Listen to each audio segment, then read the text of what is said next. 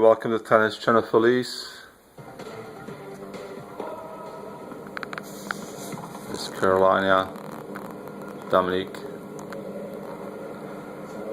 Kremlin Cup, Tennis Felice channel.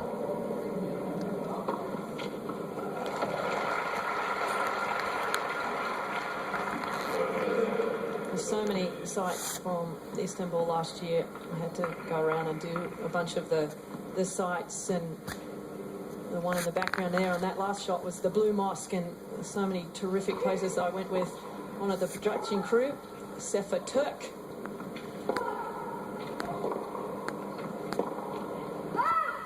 Sefa was from Istanbul, or is from Istanbul, so he was showing us all around very proudly, and it is just a beautiful city.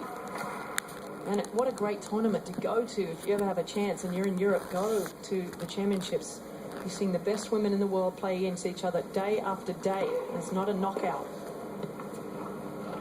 It's a round-robin event, so everybody has to play against each other, depending on what group they're in. And then, of course, the semis and finals. Indoors, you always see the best tennis indoors.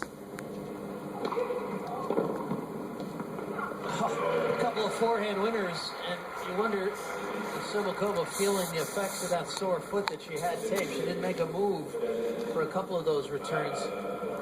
So it's 5-1. Yeah, this is where, as a player, you start to think about, do I really want to come back in this match, or do I want to maybe get on my vacation early? It's been a long year for all of these ladies. You think about how they start in January, and I will tell you, most players will take maybe a week off where they don't do anything physically. But you think about 12 months of the year. 1 week is not a lot of time off. That's why we tried to condense the tour down to give players maybe a couple of weeks off to rest their bodies.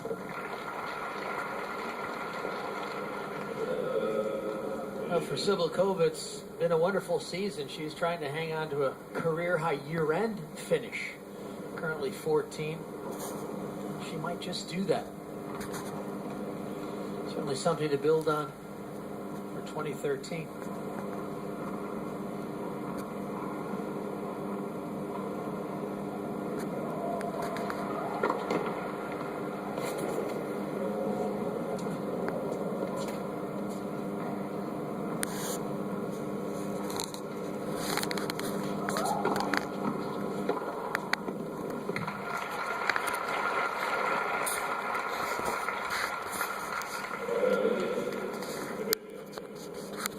At the end of the year championships last year, I interviewed all the players, and I asked them all, what if there was one shot you could take from a player at this event, what would it be?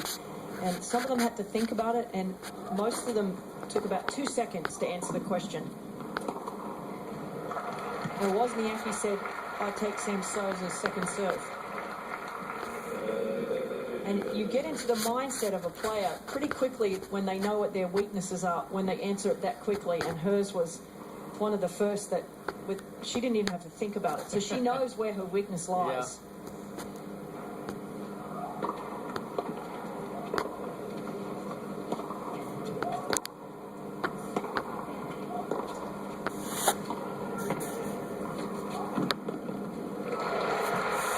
Well, it's the first time the drop shot hasn't worked for Cibulkova today. Wozniacki said Sam served pretty much about 70%, I'd say, said Stosur serve. Kvitova said, I want nothing. She was the only player. Well, Sharapova kind of said, no, I wouldn't really change much about myself, but then she decided that she would take Stosur's second serve as well, because I made her take a shot. But she didn't want to. Kvitova said, nothing. I wouldn't change anything about my game. So it really shows somebody's confidence level in what they do on the court. Leonard said she would take the fighting qualities and the ability to be able to handle the pressure like Sharapova. So, well, after all this time, still Wozniacki cannot serve this match out.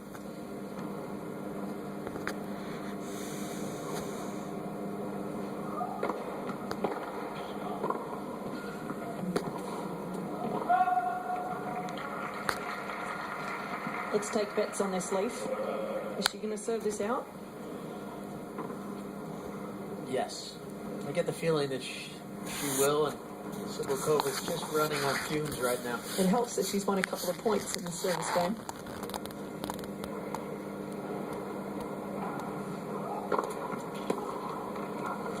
Good body serve there to get to match point.